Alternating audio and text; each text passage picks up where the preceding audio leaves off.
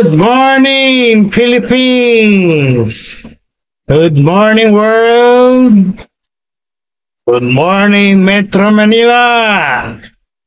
And good morning, Metro Cebu! Welcome to our 9th year anniversary of Facebook Ministry. This is your servant, God's servant, Dr. James Lopez, the president of Jesus Still Heals Worldwide Healing Ministries, President Dean of the Masters Online Seminary, and student of Harvard, USA. Good morning, our more than 10,000 members in our Facebook group, 1,500 followers in our Facebook page, and our 3,600 followers in Facebook, 10,000 followers in TikTok, more than 3,200 subscribers in our YouTube channel, and our followers in Instagram, Twitter, and other social media platforms. And good morning also to our international coordinators from the United States of America, United Kingdom, Middle East, Africa, and Asia. I'm expecting them to join us this morning. Many of them are committed to join us. At marami rin po ang nagsabi sa inyong likod. Sila po ay may mga services sa kanilang mga churches this Sunday morning. Well, we have 12 to be exact active social media platforms. We have not only Facebook, YouTube channel, TikTok, Twitter, Instagram, LinkedIn, Pinterest, Quora, Reddit, Blogger, Tumblr, and WhatsApp. I'm not sharing all of this to brag. I'm just sharing all of this to give you an example of how Dr. Lopez is using the social media right now in my worldwide ministry. After all, it's all for the glory of God, and it's all for the propagation of the gospel, propagation of the word of God around the world. So today we are celebrating 9 years of our Facebook ministry. Konting background lang po tungkol sa ating Facebook ministry. I started this Facebook 9 years ago. At ito po ay I started this group June 30, 2016. And it started with the name Ask Dr. Lopez Worldwide Ministries, where members can ask questions about the Bible, about theology, Christianity, religion, and where people can ask prayer for the healing of their sick loved ones. And we had our first miracle healing 9 years ago. Sa pong lalaki, ang dinala sa hospital, and they sent me a message. They told me, please pray for this and this, who's now in the hospital. And I prayed for that person, long distance. And God healed him miraculously. At siya po ay na-discharge sa hospital. And our Facebook group grew from 70 members. We started 70. Then we reached 5,000. We reached 7,000. And now we have more than 10,000. 10,400 members to be exact. Praise the Lord. All the glory belongs to God. So, as I remember back, it's been 9 long years of using Facebook to spread the saving gospel of the Lord Jesus Christ in the Philippines and around the world. In fact, I have reached many countries in the world and made coordinators in many countries through Facebook and other social media platforms I mentioned. So, sa 9 na taon na paggamit ko po ng Facebook, eh marami po tayong bansang na reach, no? Na hindi natin ma-reach kung hindi natin ginamit ang Facebook at ang social media platforms. That is the power of social media. That is the power of Facebook. So yan po ang ating tatalakayin sa umagang ito that I'm going to discuss this Sunday morning. How we're going to use Facebook, a social media platforms, and sharing our faith to many people around us, not only in our country, but also around the world. You cannot reach the world just being inside the four corners of your church building. Hindi nyo po maabot ang buong mundo kung kayo ay naka-confine lang o limitado lang kayo sa 4 na sulok ng inyong mga simbahan. Yan po yung maliwanag na ipinakita ni reveal sa akin ni Lord.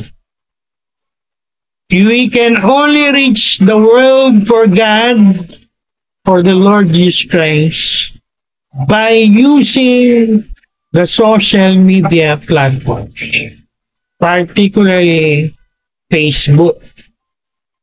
And so that's what I'm going to teach about. That's what I'm going to discuss.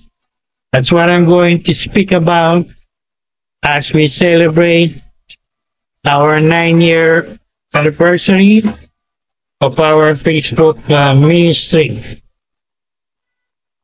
All right. So I want everyone to listen carefully.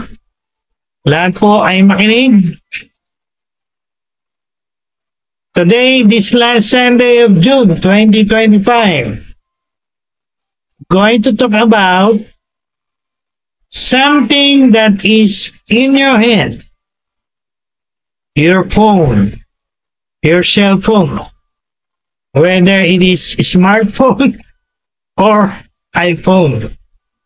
Specifically, I'm going to talk about Facebook, your Facebook, and also your Instagram, TikTok, or other social media platforms. And here is our first question. I want you to think about, gusto ko po pag-isipan niyo mabuti. Think about this question. What if your post in your Facebook could lead someone to salvation of their souls? What if your Facebook Reels, Facebook pictures, videos could point them people to the Lord Jesus Christ? We're going to explore how Facebook and other social media platforms can become a mighty instruments or tools in the hands of the Holy Spirit. Paano magagamit ng Diyos, ng Holy Spirit, yung ating mga Facebook. Our text this morning, we're going to remember what we know, the so-called Great Commission that the Lord Jesus Christ gave to us. Yung pong tinatawag na Great Commission na mabasa natin, we can read in Matthew chapter 28 verse 19 to 20. I'm sure Christians out there know this verse. The Lord said in that verse, "Go into the whole world and teach all nations, baptizing them in the name of the Father, the Son, and the Holy Spirit, teaching them to observe what I have commanded you." And the Lord said or promised, "I am with you until the end of the world or the ages." Basically, dalawa po ang parte ng Great Commission. There are two parts in the Great Commission. First, we need to get people saved. And then, after we get them saved, we make them disciples. So, ang unang parte po dyan ay patanggapin natin sila sa Panginoong Hesus para sila maligtas. At pag sila ay naligtas na, tumanggap na born again na, sila po ay ating i-disciple para sila maging mga disciples ni Lord Jesus. So, yan po ang Great Commission. No? And the message of the Great Commission cannot be changed, but the methodology can be changed. No? Especially in our times nowadays, we call that postmodern digital times.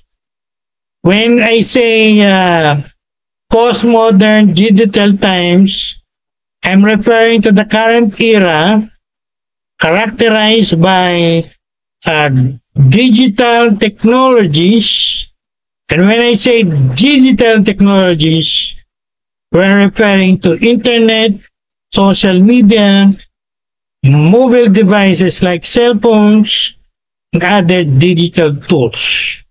So, sa panahon po natin, we're living in a postmodern world, and they called it digital world, where the influence of digital technologies, social media is very clear in our society. Sa panahon po natin ito, yung message ng gospel, hindi natin pwedeng ibahin. It's still the same. You cannot change the message of the Word of God, but the methodology of sharing them, you can change. What do I mean by that? We can use the high-tech technology of our day, for example, our internet, our social media. We can use those tools in sharing our faith, in sharing the Word of God, in sharing the saving gospels. Alright? I want that to be clear to everyone watching right now. So, kaya po, ngayong panahon natin, nabubuhay tayo sa tinatawag na modernong panahon, pwede natin gamitin yung mga tinatawag nating social media, ating mga cellphones, yung mga modern technology, mga ganyan pong bagay para sa pag-share natin ng gospel, para sa pag-share natin ng salita ng Diyos sa maraming tao sa ating bansa at sa buong mundo. Okay? So, I hope that is very clear to everyone. Now, I entitled my sermon or tutorial or message this morning. Actually, marami po akong titles na ginawa, no? I think sa mga preachers na nakikinig, sa mga pastor na nakikinig, I think I made 12 titles for this message or sermon or tutorial. But of course, I cannot give all the 12s, so I'm just going to give one. I think I will go for the title, using the social media, particularly Facebook, for the glory of God.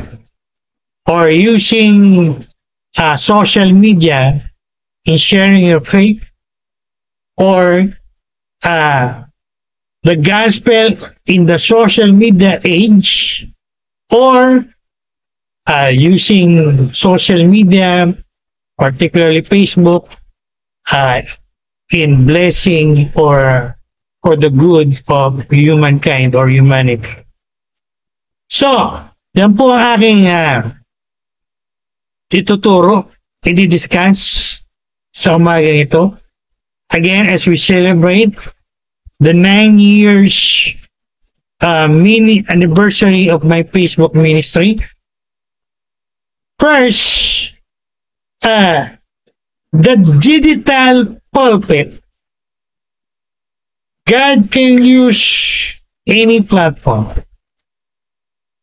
Maraming Christians ngayon, many Christians, I think many pastors also, they thought you can only preach from the wooden pulpit. So, ang isip nila, ang pulpito, yung kahoy lang o yung nakikita natin sa church.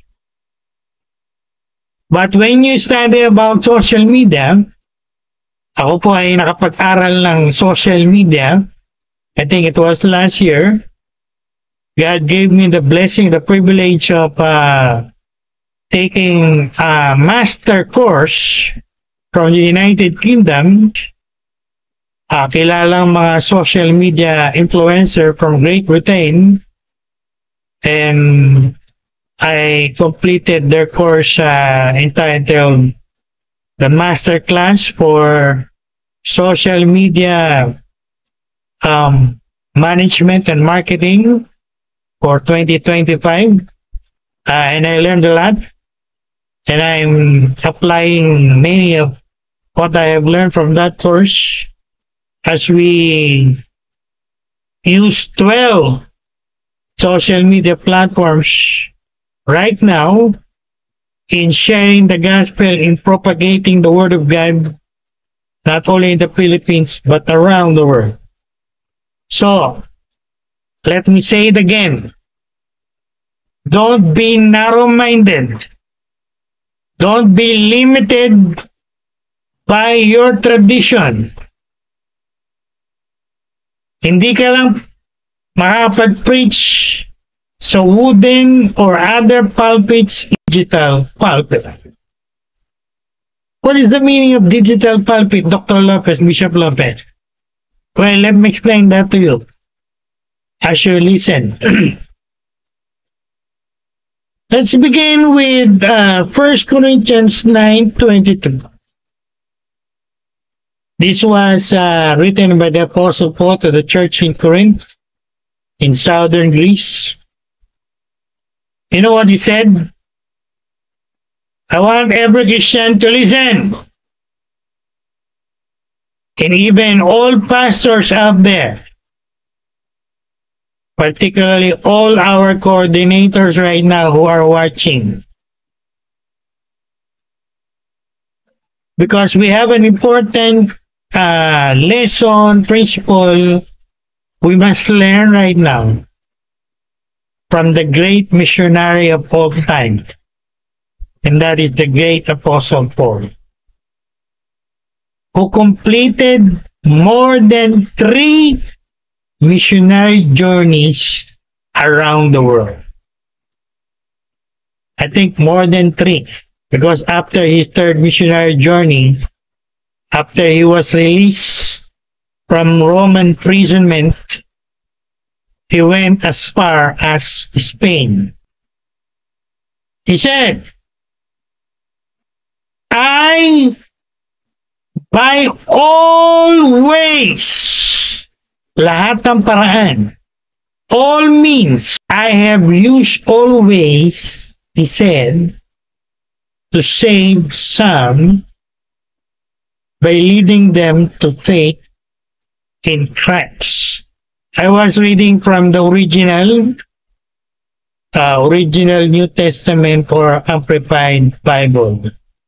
Tatagalugin ko po to para sa ating mga Pilipino na hindi nakakaunawa mabuti ng English. Sa Tagalog po to, ang sabi ni Apostle Paul, I think the greatest missionary of all time, ginamit niya raw, he said, I have used, ginamit niya all means, lahat ng paraan para maligtas niya ang mga tao noong panahon niya. See? Lahat po ng paraan available during the 1st century AD, ginamit ni Apostle Paul. So, anong ibig po sabihin ito? Anong implication ito?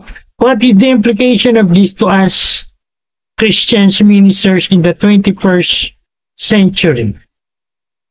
Well, the application is very clear.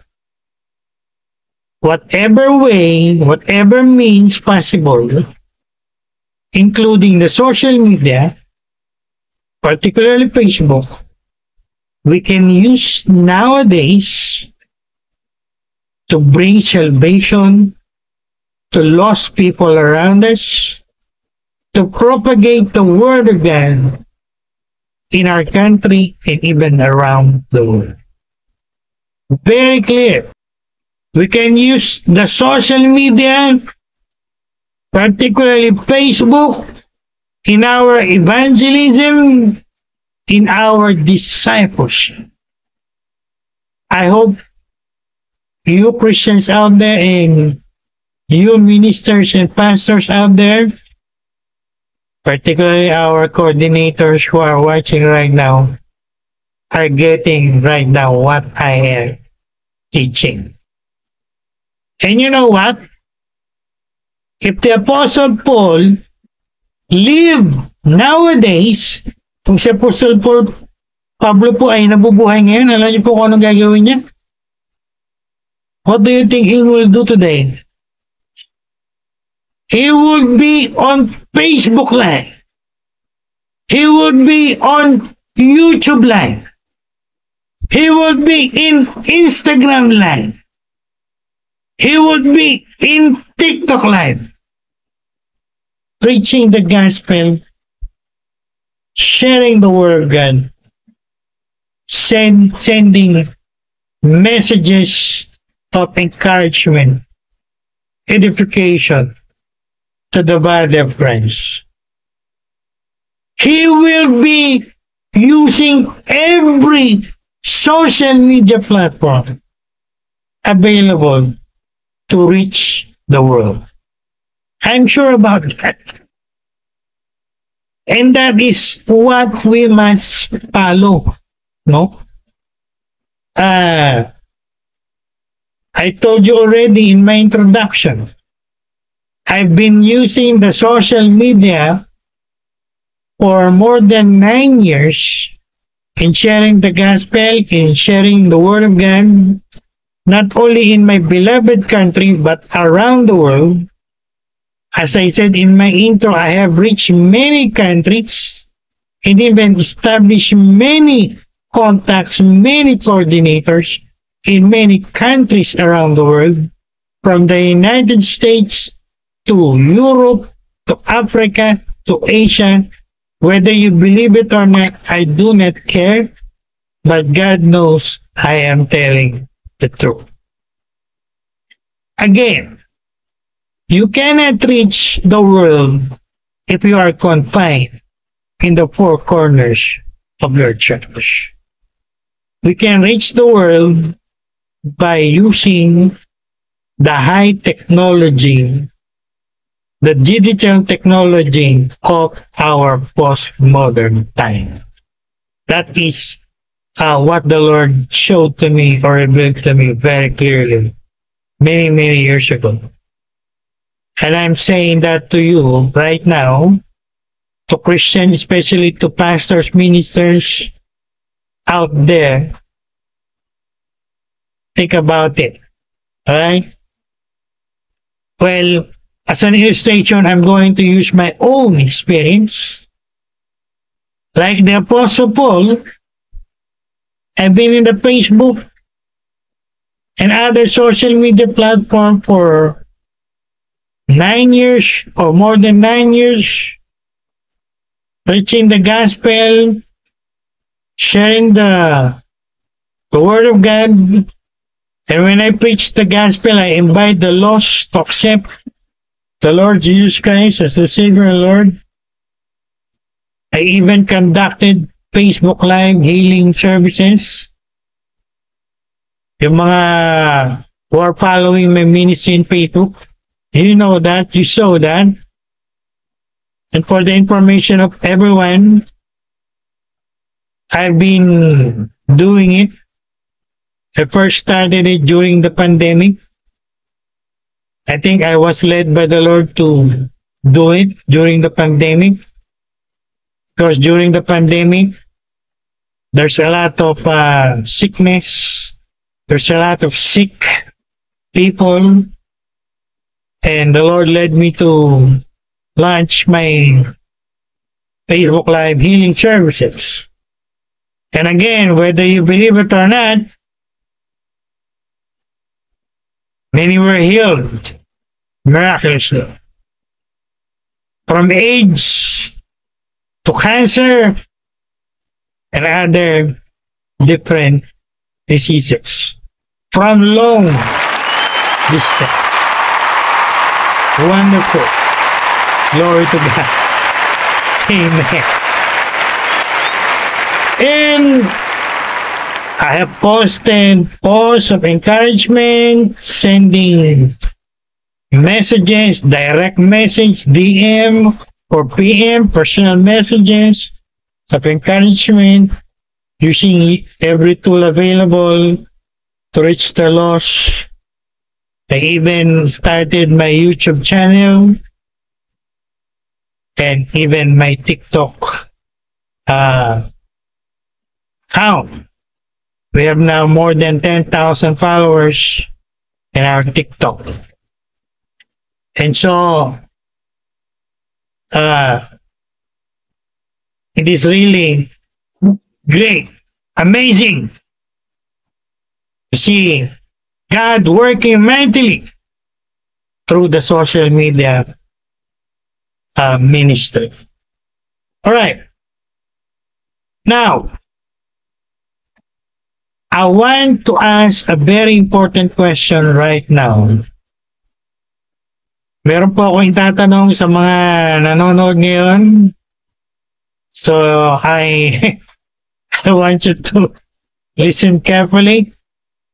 And I want you to do some kind of self-examination. Today, your phone is your pulpit.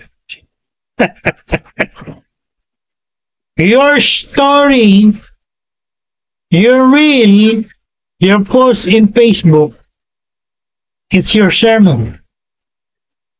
Your feed is your mission field. And this is my question. Are you using your Facebook account to lift the name of the Lord Jesus Christ, or to just lift up your own name?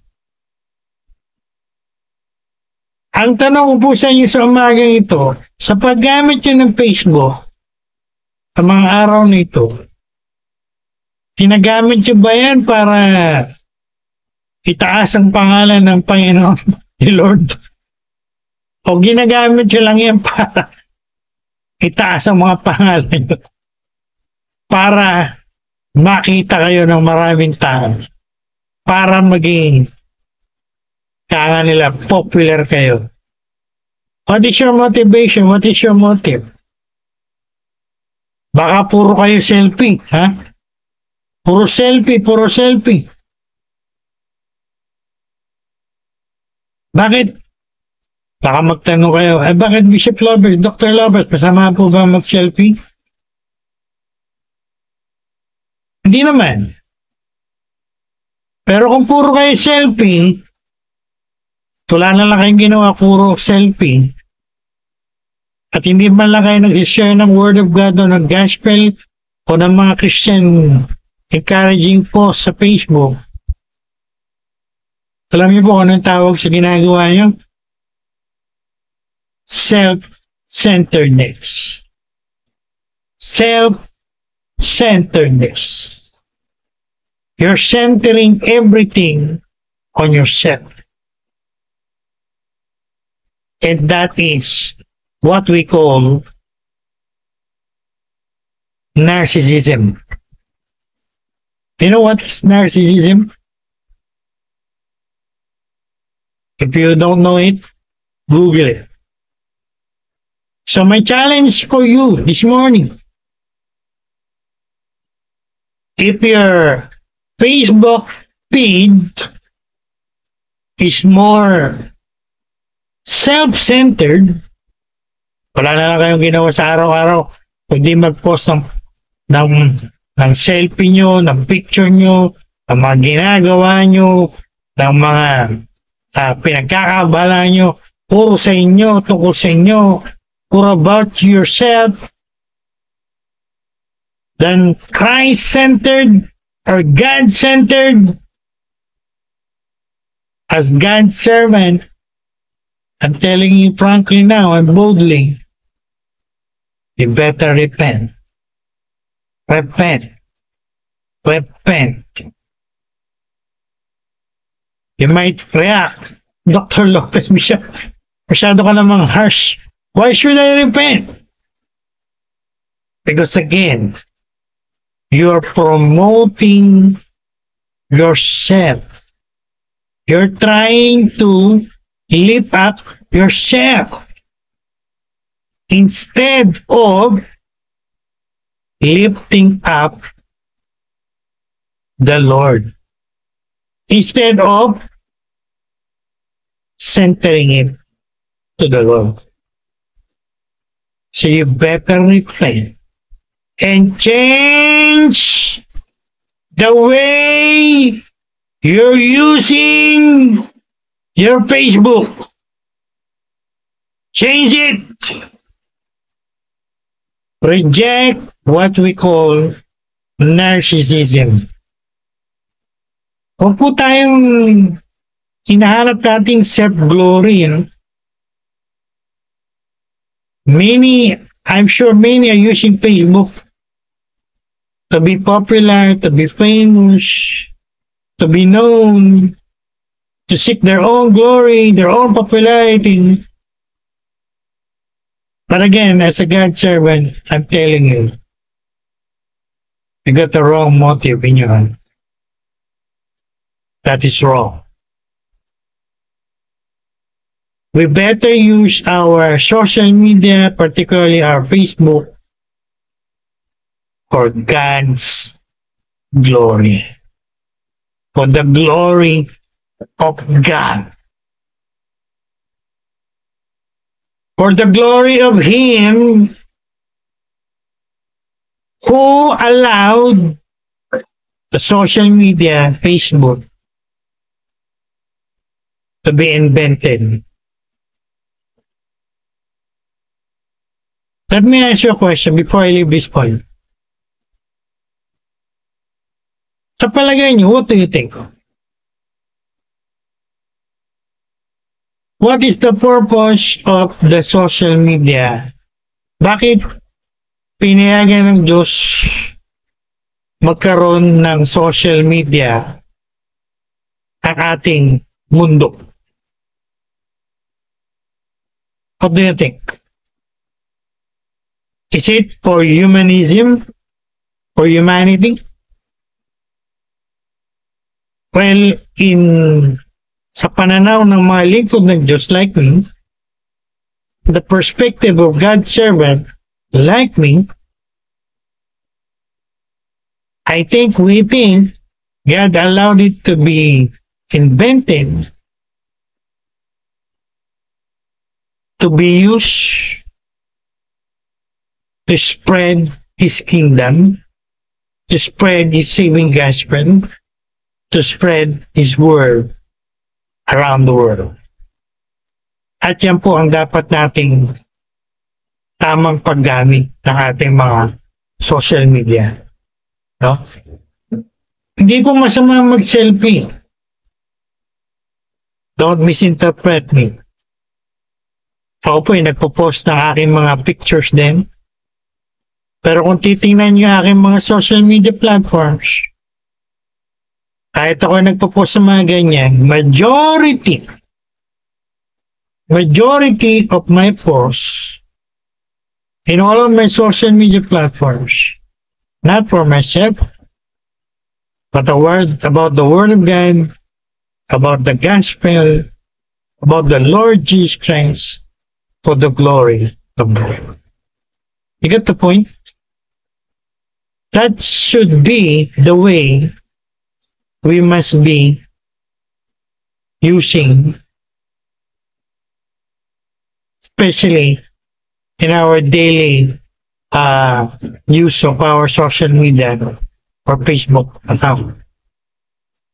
Okay? So, don't forget that. Now, second point. What you share in your Facebook shape people or souls. Ano po ibig sabihin ito? What do I mean by that? Everything that you post in your Facebook, in your social media, have influence on people who are reading or viewing or interacting with everything that you're posting in your social media, particularly Facebook. So, kaya ng Channel 7, think before you click. Or in other words, think before you post. Anong verse ang angkop dito from the Word of God? Well, Proverbs 18:21. Death and life are in the power of your tongue. That means if we're going to apply it in our social media or Facebook, every post, every reel, every caption, every picture, every video, even every comment have influence on people. You are either influencing people for evil or you're influencing them for good or for God. You're either feeding faith or positivity in their lives or you're feeding them fear or negativity. You're either glorifying God or again glorifying yourself. Nag-gets niyo po ba? I think you need to make an evaluation of everything that you're posting in your social media, particularly in your Facebook. Let me ask you, when someone visits your profile, what do they see?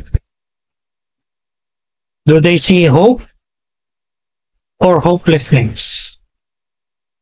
Do they see encouragement or discouragement?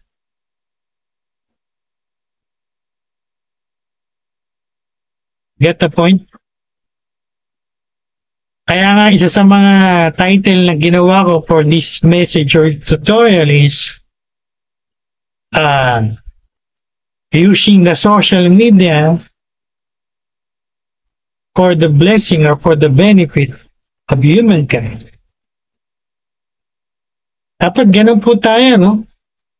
Ang nasa puso at isipan natin, gagamitin natin yung mga yan para magbigay tayo ng blessing, magbigay tayo ng mga benefits, ng mga mabubuting bagay sa mga tumitingin sa ating mga Facebook.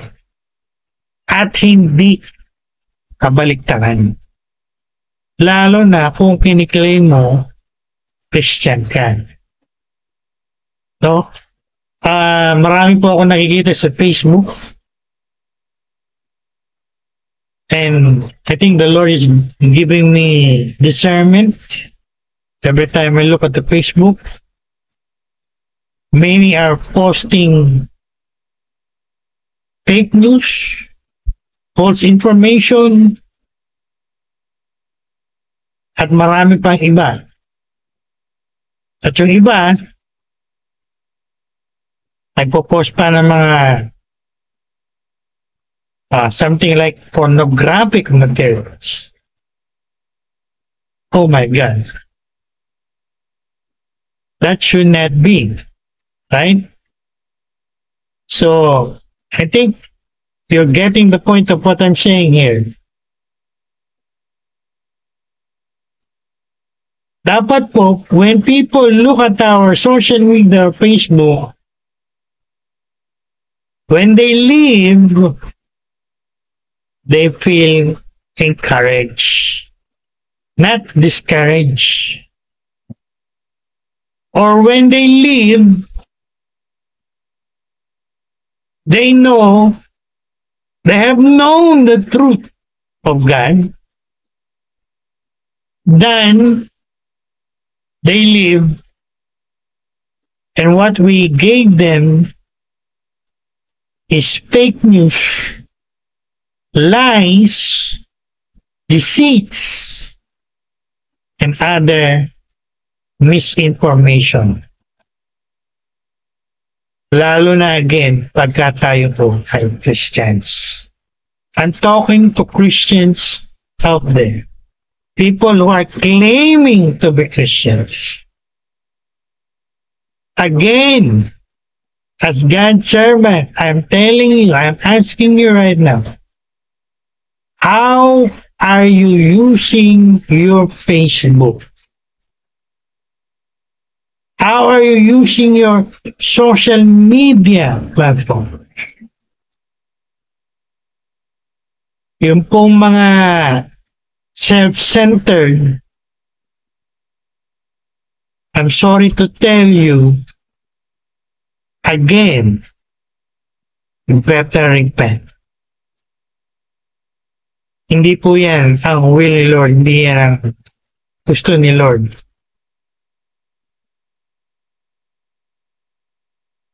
The Holy Spirit reminded me right now of the verse in the Bible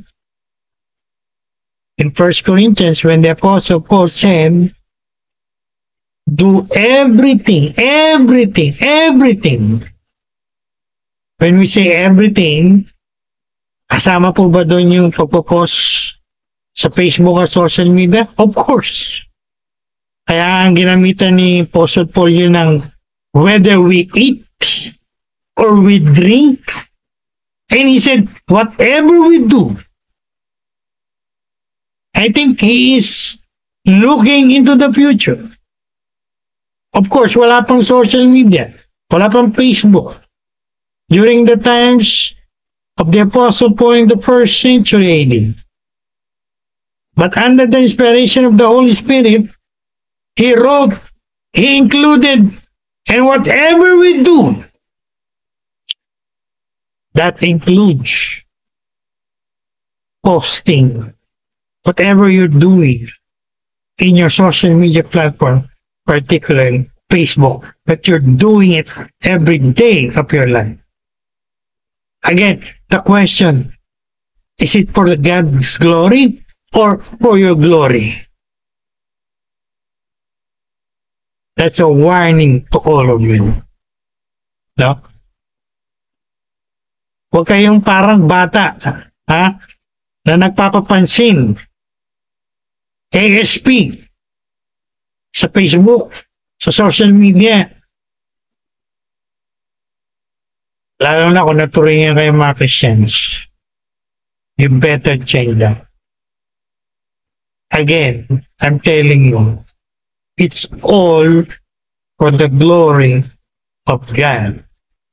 To share, to propagate His gospel, His word, not even your opinion. Yung iba ginagamit yung Facebook, yung social media platform, para ipalaganap yung kanilang mga opinion. Babalik na naman po ako sa aking paboritong litanya. When I was teaching in the seminary, you are entitled to your opinion because we have freedom of speech under a democratic society. But then again, remember always, your opinion is not necessarily correct. That is subjective, not objective. Think about that. Alright, before we end,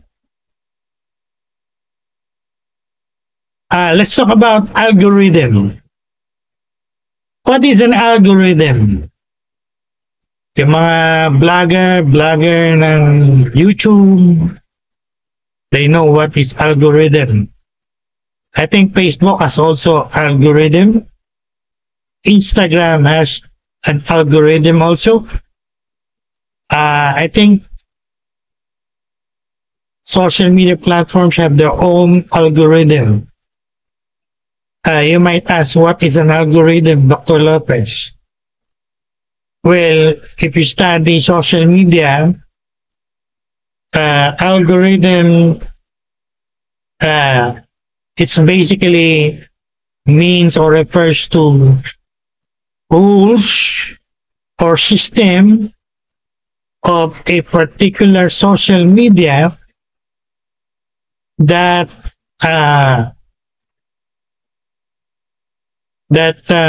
detects what is popular, what is trending, and it amplifies what is that popular or trending. At ako po ay hindi lang sa Facebook, I'm also a blogger, YouTube blogger, Christian blogger. At matagal na pong na-monetize yung ating YouTube channel. That means we're earning dollars from YouTube. And every YouTube blogger, for example, they know what is an algorithm is all about. And sometimes it is elusive. When we say elusive, sometimes you think you got it, then the next day you post, and the algorithm don't pick it, or you miss it. So, para hindi niyo po ito maintindihan kung kayo ay hindi mga vlogger o mga nakakaintindi ng mga technicalities about social media. Well, I will not elaborate on it. I just use the word algorithm. Algorithm. What the Bible says about an algorithm. Malapit na po ako matapos. Well, the Lord Jesus Christ said, you are the light of the world. You are the salt of the world. Tayo daw yung liwanag. Tayo daw yung asin. Alam natin yan. Ano po ba ang isang gamit ng asin? Hindi sa 1st century AD, ha? Hindi sa 21st century AD. Don't interpret it in the 21st century AD. Mali kayo. Sinulat yan in the 1st century AD. So meaning, ang tinutukoy niyan, ano ang gamit ng asin during the 1st century AD? May sabihin nyo, panlasa po.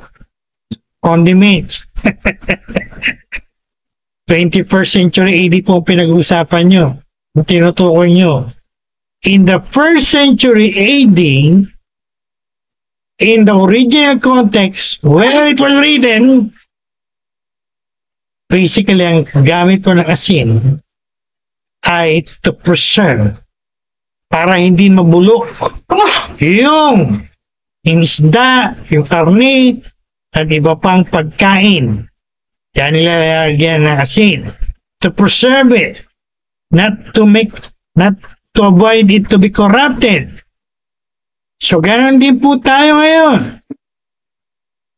Alam nyo, there's a lot of corruption going in our society. No? There's a lot of corruption. Kaya po tayo mga Christians, dapat ginagamit natin yung Facebook natin, yung social media platforms natin to be the light, to be the salt, to preserve what is righteous in our society at maiwasan natin yung further corruption in our society. Di ba? Kaya, again, minsan may mga Christians na kung ano yung popular and trending sa Facebook based sa algorithm ng Facebook, yun ang sinusunod nila. Yun ang pinapost nila. Yun ang pinapalo nila. Kahit sometimes it is not Christian. It is not godly. Dapat hindi po ganun. No? So, ano pong ibig sabihin? Ibig sabihin, ang ipopost natin, yung magpapakita ng liwanag, magpapakita ng saltiness in our society. No? So, That's what we need to do. Hindi yung nakikisawsaw pa tayo no? Minsan sa trending. Trending nga, pero pag tinignan mo naman, kalokohan. Nonsense in Christian's point of view. Are you getting what I'm saying here?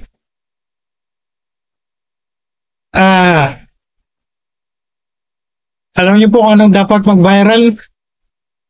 Ito yung lagi ko sinasabi sa aking YouTube channel. Ang dapat pong nagba-viral sa Facebook, sa YouTube, sa TikTok at iba pang social media platforms is God's truth. God's truth going viral in our Facebook, in our social media platforms. Hindi yung mga pinupost ng mga unbelievers na puro kalokohan naman. Nonsense. No? Hindi lang po sa Facebook kahit sa YouTube di ba? Pag inobserbahan nyo, pag tinignan mo yung video, millions ang likes. Millions ang comments and etc. Pero kung titingnan mabuti, kalokohan naman yung nakalagay. No? Merong taong nanigarilyo, gumawa-gawa lang ng mga pop-ups mo, nag-trending na, millions na. Pero mag-post ka ng Word of God. Mag-post ka ng sermon video. Hindi nagtitrending. Konti lang ang nag-view. Konti lang ang nag-views. God's truth must be the one going viral in Facebook, in YouTube, their social media platform. I think you will agree with me with that if you are true Christians or mature Christians. Now, so how are we going to apply it? Be God's algorithm, share the word of God, comment with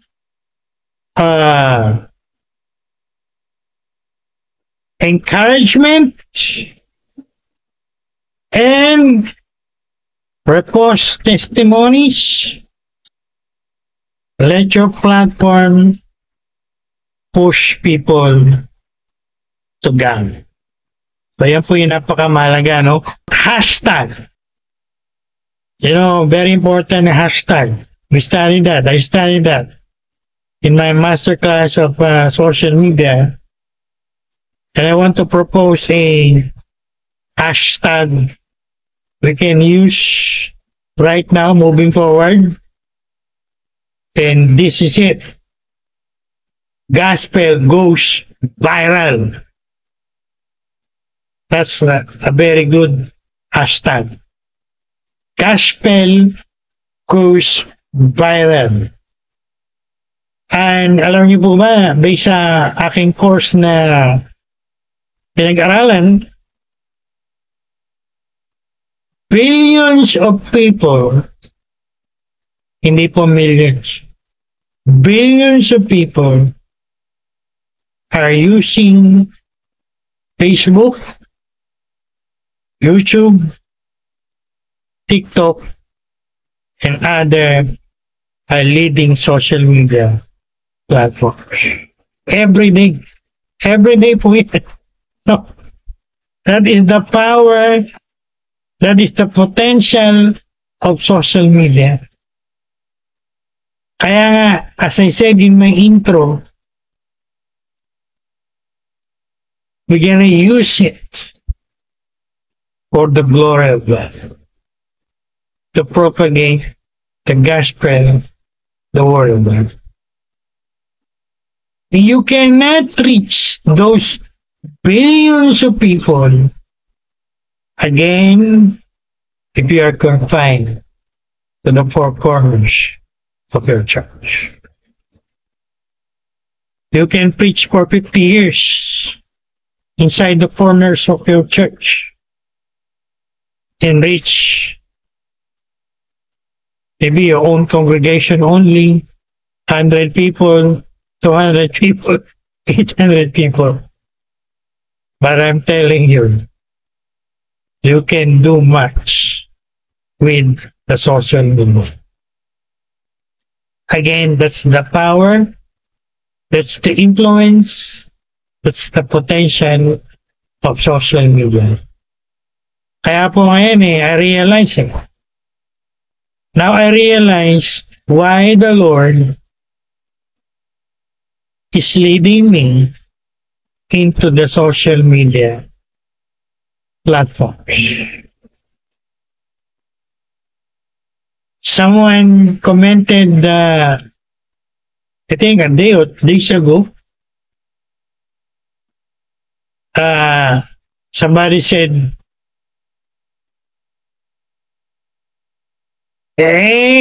paano po yung mga nasa church building? Limited inside the four corners of their church building. Well, that's their choice.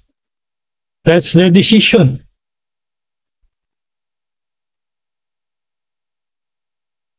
For Dr. Lopez, for Bishop Lopez, I will not be limited. I will not confine my ministry to four corners of church building. Never. Especially now that the Lord showed to me where He is leading me. So I intend to follow where the Lord is leading me. Regardless of what others are telling me, including my loved ones or my staff, I don't care. You can say what you want.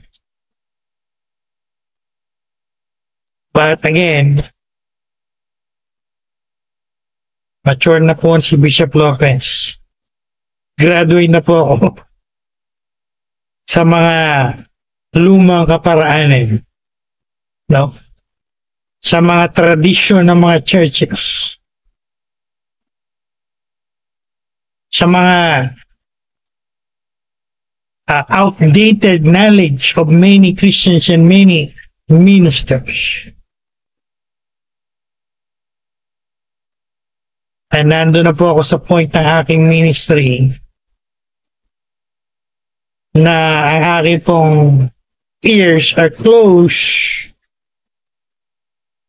to people's words, but my ears are open only to what the Lord is saying to me in my spirit or inside of me. So kung kayo po ay matured Christian, matured ministers, you understand what I'm saying, how I just said. Alright.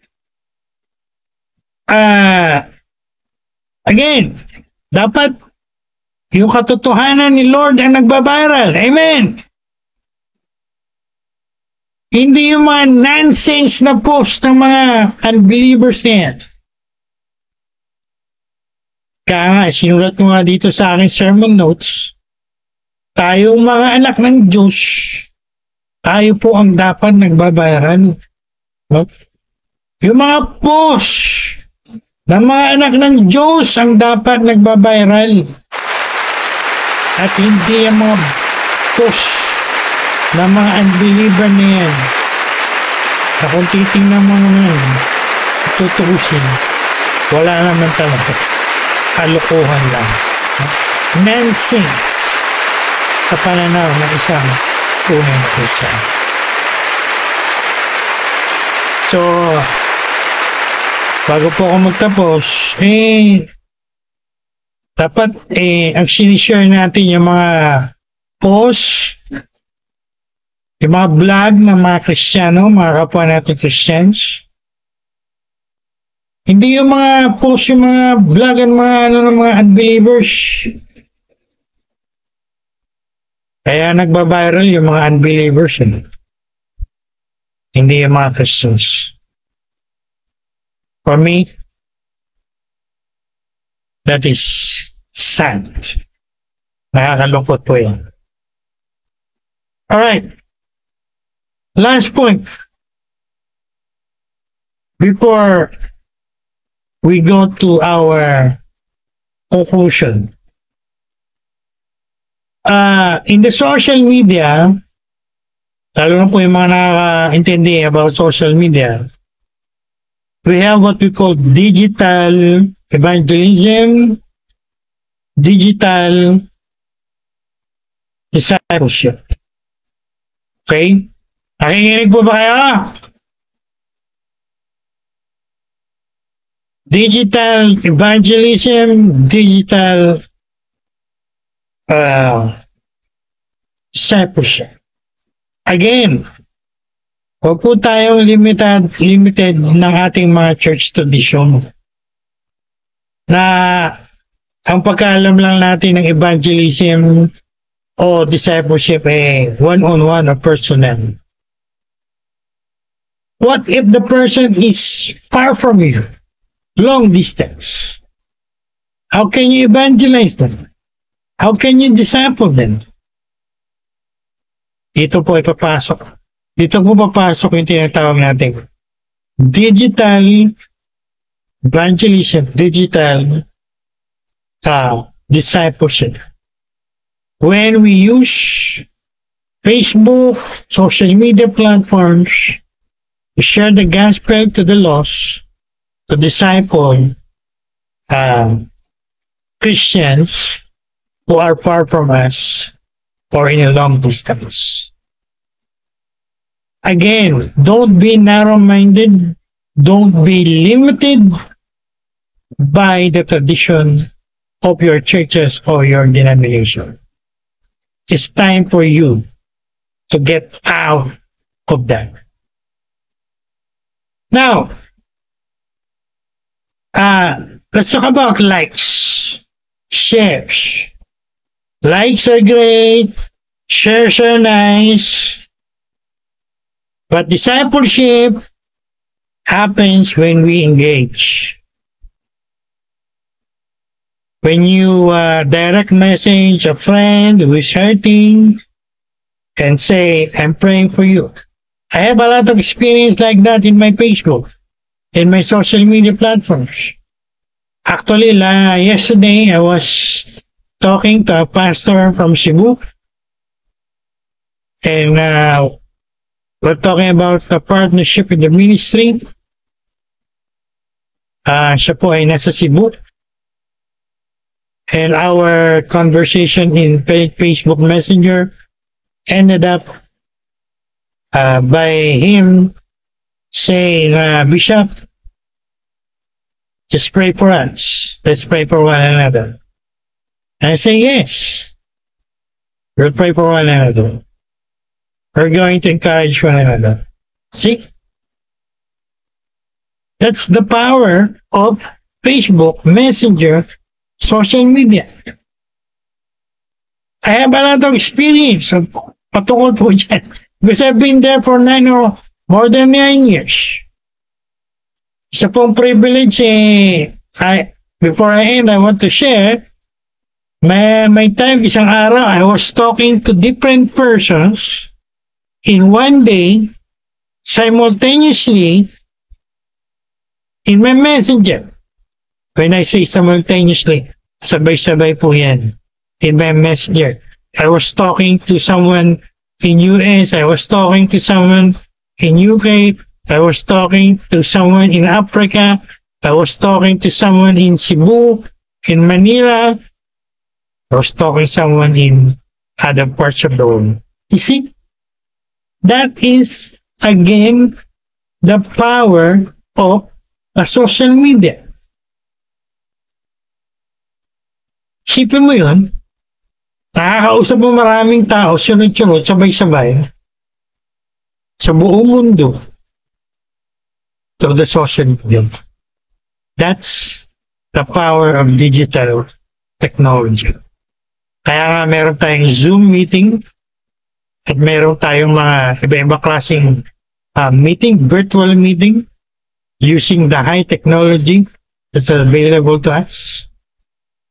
Again, you cannot do that if you are limited by the four corners of your church building. And I think that's one of my privileges as God's servant na ginagamit the Lord sa social media. And I like it. Sa aking nagustuhan, I was talking to different persons around the world all at the same time in the social media platform. Wow. Praise God. Thank God for the social media technology we have right now. All right.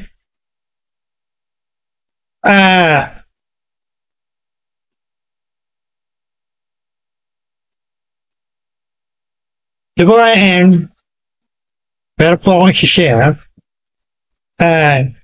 It's about likes. Tayo pong lahat, dahil everyday nagpe-Facebook tayo, no? Actually, maraming Christians ngayon, araw-araw nasa Facebook no?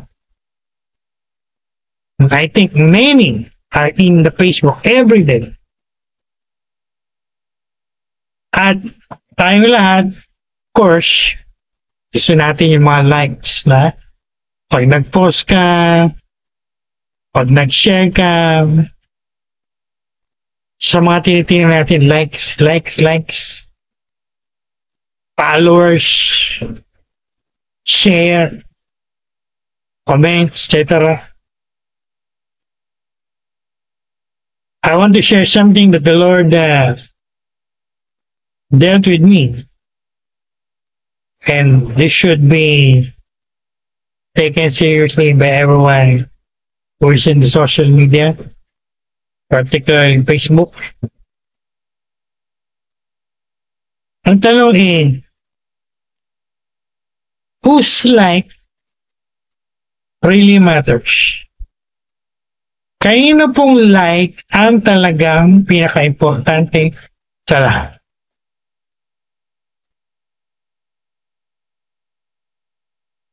Is it human likes? Or God's divine like or approval? Let me ask you that question before I end.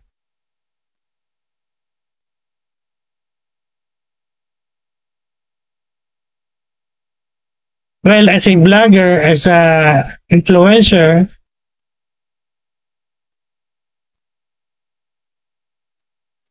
sometimes when I see few likes, few views, etc.,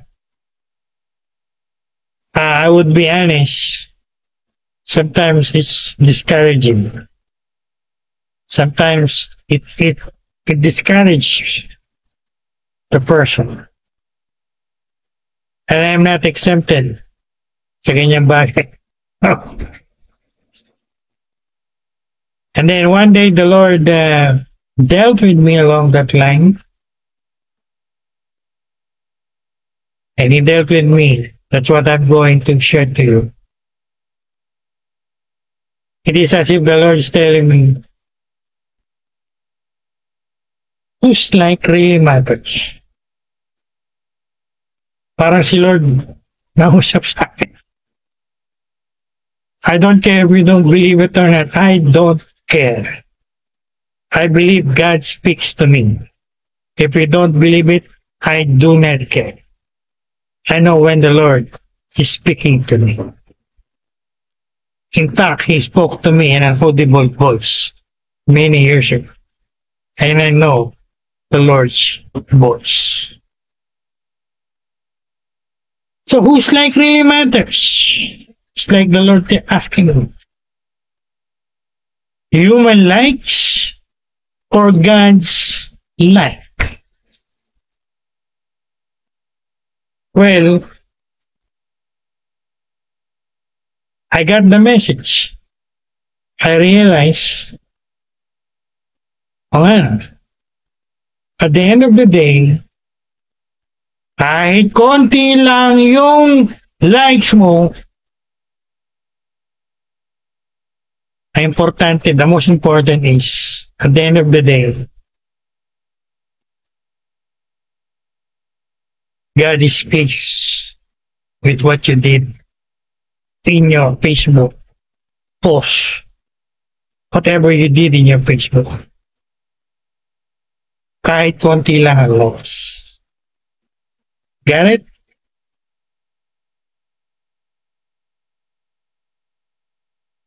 Ang tinuro sa akin ni Lord, at the end of the day, what you're going to ask is, Lord, are you pleased with what I have done? Not how many likes. Minsan marami sa inyo, I'm talking to you right now. Kahit mga Kristiyano pa kayo na turingan, hinahalap niyo maraming likes. You can say amen or you can say ouch. Kahanap kayo ng maraming likes, maraming followers. Pag wala kayong ganyan, you're asking, you're discouraged, etc. And I'm sharing this to you to encourage you. Because I experienced it myself and the Lord dealt with me along that line, as I said. At the end of the day, what is the most important is the Lord like, not human likes. Because after the human likes fade, after the comments stop, the only like that will echo for all eternity is God's approval of what you've done in your Facebook or social media. Actually, merong sinulat si Apostle Paul along that line. So Galatians 1 verse 10, he said, am I now trying to win the approval of human beings or of God's servant? Let me ask you that question. What are you trying to get? Huh? Approval of your human beings, their likes, or the approval of the Lord? Well, after the Lord dealt with me along that line, I think I got the lesson. And I said, yes, Lord, I understand. So from now on, I will not focus on the human lips. I will focus on, is the Lord pleased with I have done? Dapat po, ganon tayo. Hindi yung para tayong mga unbelievers who want to be famous and to be known, gahanap ng maraming likes, maraming followers. At kung wala, nadi-discourage o whatever.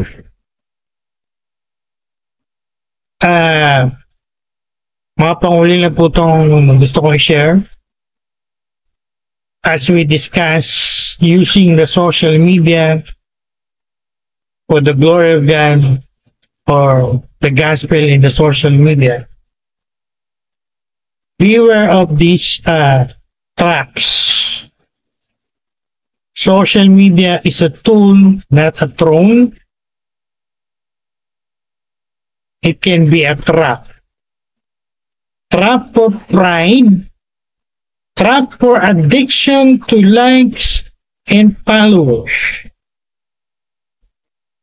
Pero nga po ko sinulat dito sa aking sermon notes. And I want to share it to you. Listen. God did not call us to be famous. Hindi po tayo tinawag, Lord, para maging famous mundo. Pag nag-viral ka nga, edi wow, glory to God, di ba?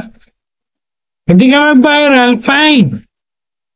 That is not your goal. Pero kung mag-viral ka, makilala ka, edi wow, nga nila, praise God, glory to God. But then again, if not, fine. The most important thing is, you're doing the will of God in your Facebook or social media. Get the point?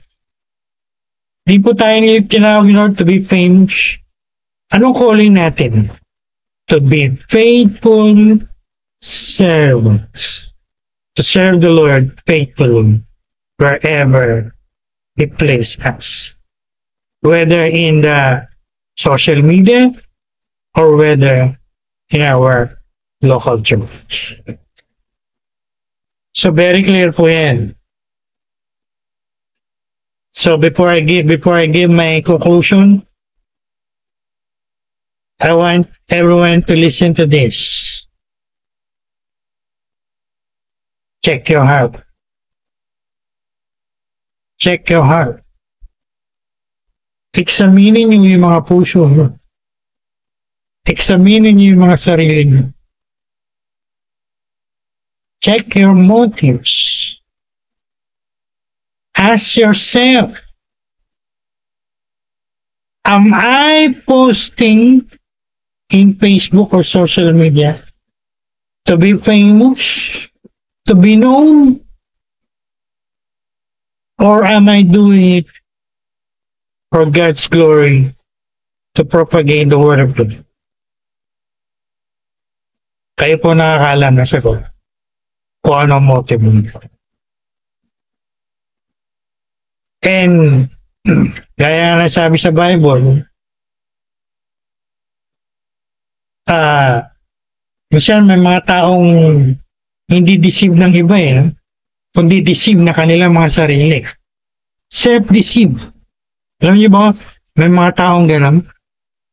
Not deceived by others, but deceived by their own self. Meron ba gano'n, Bishop Lopez? Meron po. At tingnan nyo lang sulat ni James, di ba? Ano sabi ni James? Be doers of the word, not hearers only. Ano sinabi niya? Deceiving your own self.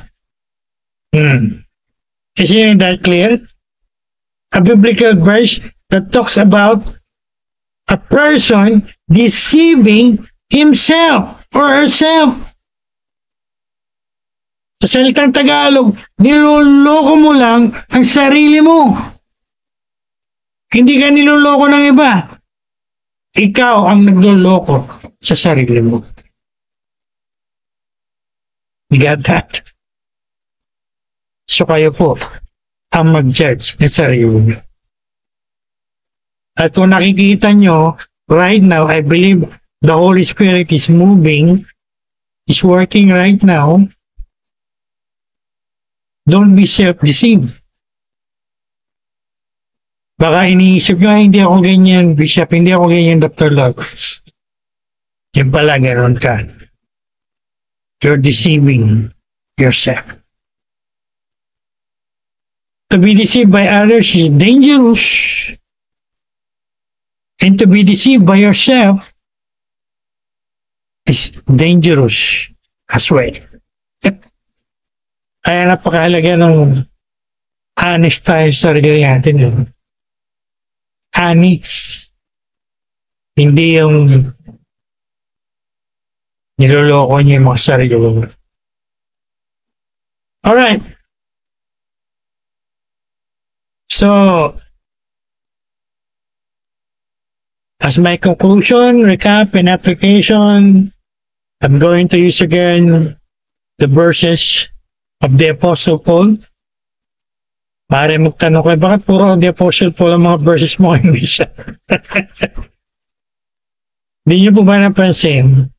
Ang unang verse na ginamit ko, 1 Corinthians 9, that biblical principle, using all means to bring people into salvation. That principle used by the Apostle Paul in all of his missionary journey.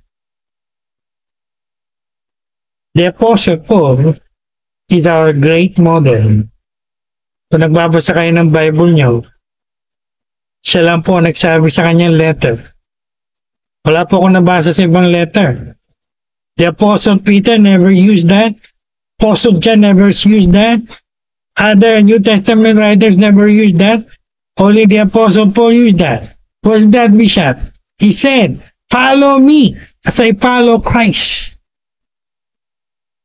Do you know what that means in the original Greek? Follow means to mimic, to imitate. Sa Tagalog, gayahin. Para kang gumagaya ng isang modelo. That's what she said. Follow me. Mimic me. Imitate me. As I follow the Lord Jesus Christ. So we get to follow the Apostle Paul's example. Ano sabi ni Apostle Paul? Sa Romans chapter 10, 14 to 15.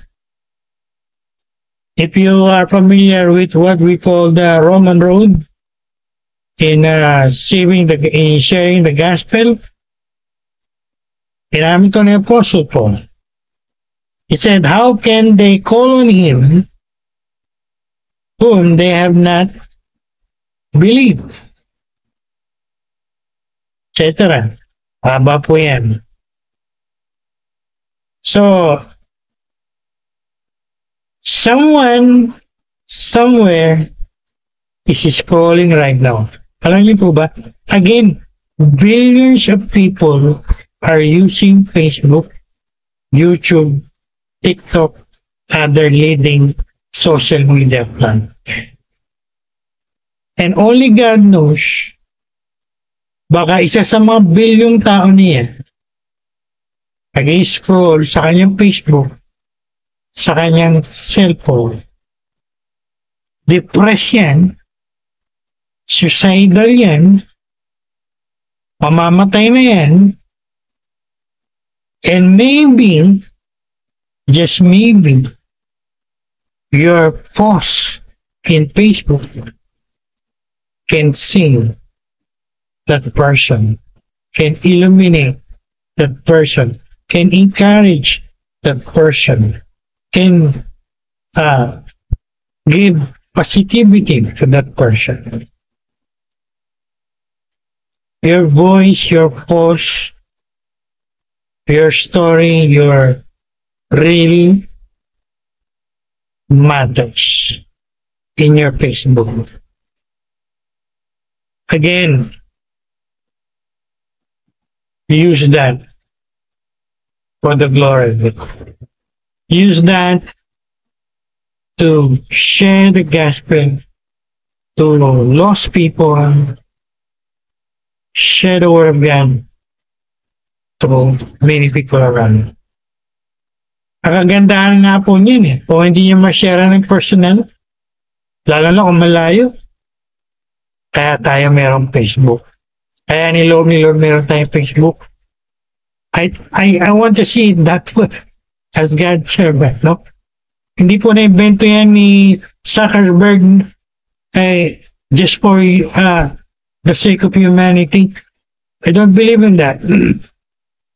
Kami pong mga theologian, we believe in what we call common grace.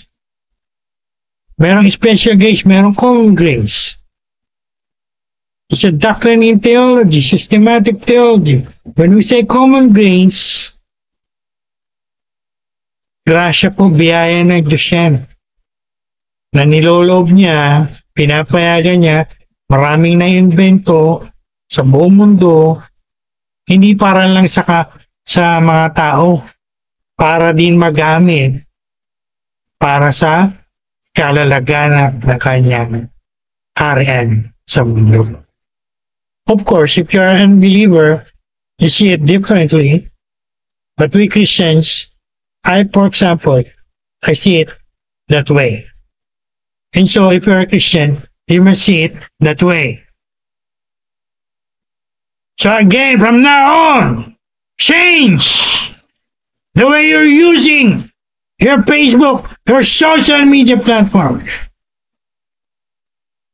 Make sure every time you post, you're going to post that for the glory of God. Not for your own glory.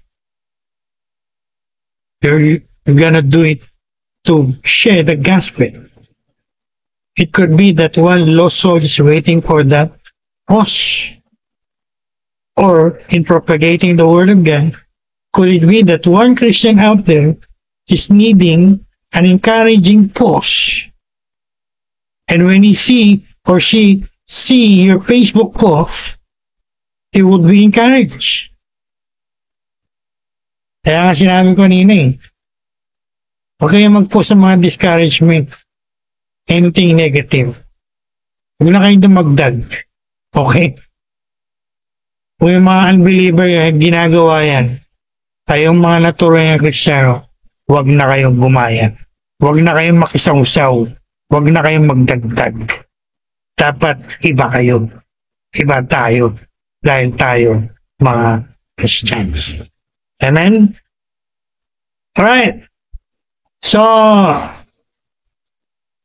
if you are